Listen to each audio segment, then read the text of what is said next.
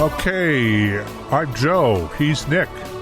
I'm in the studio. He's on the farm. And you are listening to the Nick and Joe Show, coming to you live from the Think Radio Broadcast Center here in Ottawa, Canada's nation. Oops. No. Okay, that was not a sound effect. That was just me being silly.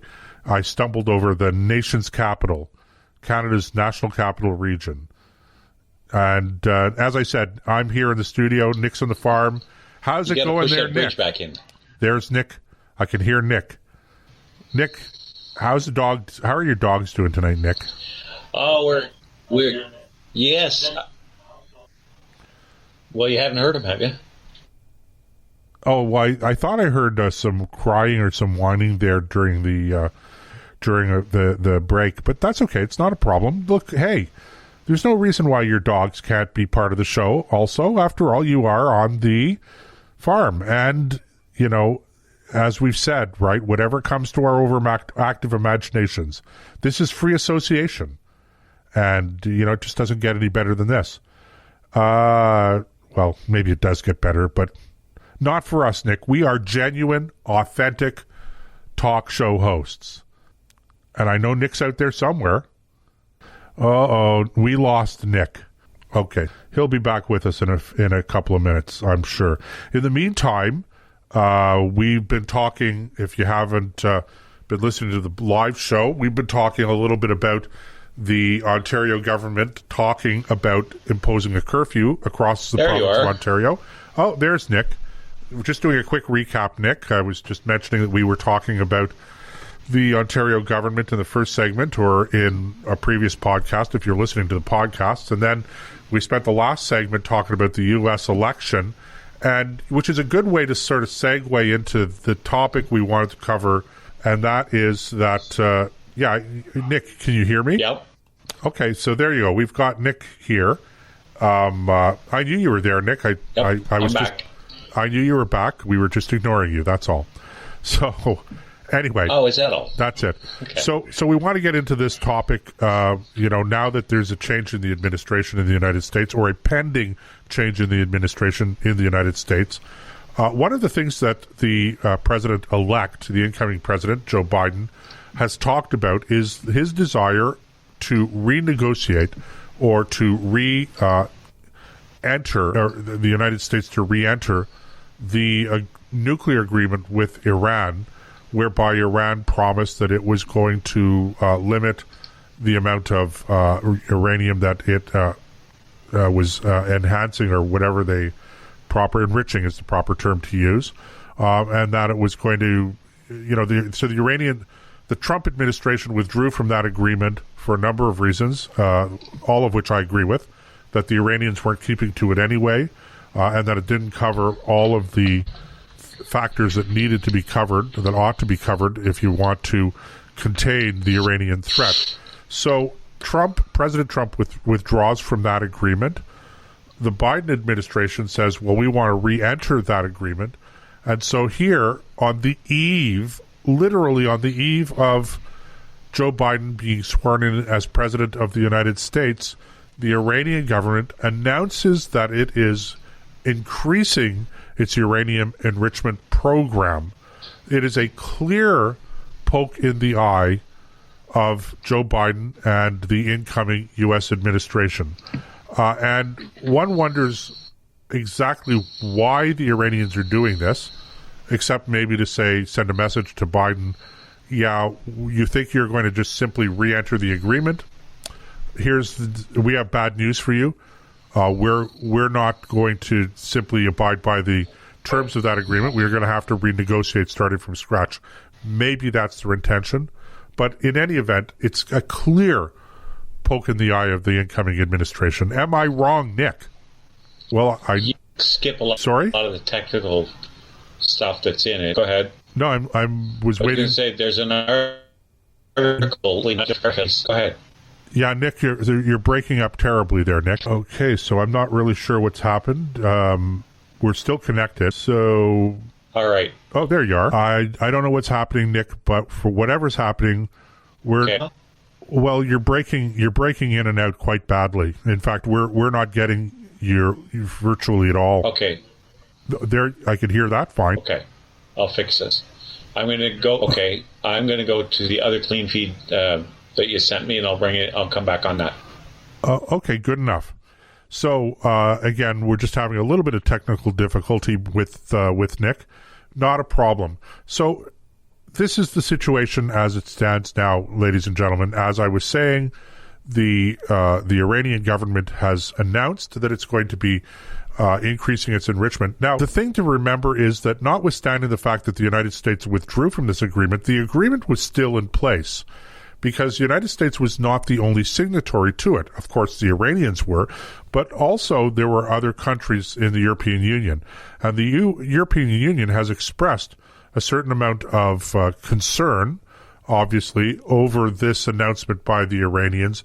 And the Iranians have basically thumbed their noses at the European Union saying, yeah, jump in the lake, we're going to do what we're going to do, and we don't really care what you have to say. So, again, not just poking their thumb in the eye of the incoming administration, but, thumbing their nose at the European Union. At what point in time do we lose patience with the Iranian government, this regime, and say enough is enough and get serious? Now, I'm not talking about a military attack here on them. I'm not saying that, we or that the U.S., the United States, or the Europeans should bomb Iran. I'm not saying that Israel should take military action either. But I am saying that there have to be some consequences. And back on the other line is our good friend Nick. He's hopefully got everything cleared up. Are you there, Nick? Yeah, right here. Okay, so so we've just been talking a little bit about this situation with Iran. Nick, and what's your take on this? Well, I think that your general assessment is right. The timing couldn't be, how do I put it, worse for Biden, because he's going to be one of the very first. This is going to have to be one of the very first things he deals with, if he's up to dealing with it at all. Because let's face it, there's some real questions around his health. He's not known as a strong leader, setting his health aside, just like he's got 40 years in the Senate without doing anything. So he's got no track record of strong leadership. He's presented no bills, he's done nothing. Just sat there and rubber stamped a bunch of legislation and collected his paycheck. So when the foreign powers who don't necessarily view the United States as a friend look at this, they say, aha, we have somebody in the White House who is not a confident leader like the previous administration was, love him or hate him. There was no doubt about, Trump would not tolerate this. And what action he would take, I have no idea. He did not start a single war. He drew down troops from overseas, and he was able to get 4 peace accords signed in the Middle East. He, for a while at least, brought North Korea to heel and never fired a shot doing it. He was he really was, on the world stage, one of the great leaders of the 21st century. Now we have this gentleman in the White House now by the name of Biden, who can't seem to, there's huge question marks around him. And from the article, aside from the enriching process, they want to take their enrichment program up to enriching it from 3.67% to 20% uranium, which is plenty for a nuclear weapon. And they want to have 250 pounds of this stuff enriched a year. Now, I don't know much more than that about the enrichment process, but I do know that Iran having even one bomb is a bad idea. If they have more than one, it's even worse, because talk about a rogue state. These guys are nobody's friends. And I'm not talking about the Iranian people here, the Persians. I'm talking about the Islamic leadership of the country, which hates everybody and everything, that doesn't see the world exactly the way they do, and want to take it out in one fiery blast. That's a long-held view that this government has had. So according to this article, under the heading of Finger on the Trigger, Ali Akbar Salehi, head of Iran's Atomic Energy Organization, said on state television that he had sent a letter to the UN watchdog regarding the increase in uranium production. The Iranian news agency IRNA reported. He said his organization would carry out the wishes of the government, but they required further instructions on exactly how to boost production. At the same time, he confirmed his willingness with a rhetorical flourish, saying, "We are military soldiers and our hands are on the trigger. The commander must give the order so we can swiftly start our work." In other words, you're right. They're flipping their nose, they're flipping the bird to the rest of the world. It's not just the EU that's under threat, it's all of us. It's, the United States, Australia, Japan, South Korea, any country that they see as some kind of threat to their worldview is a target. And, we can't take this too lightly. I mean, it's one thing to look at their conventional forces as a military and say, well, they're no threat. Yeah, but when you add the atomic tool to the toolbox, all of a sudden they go from no threat to, oh boy, this is bad news.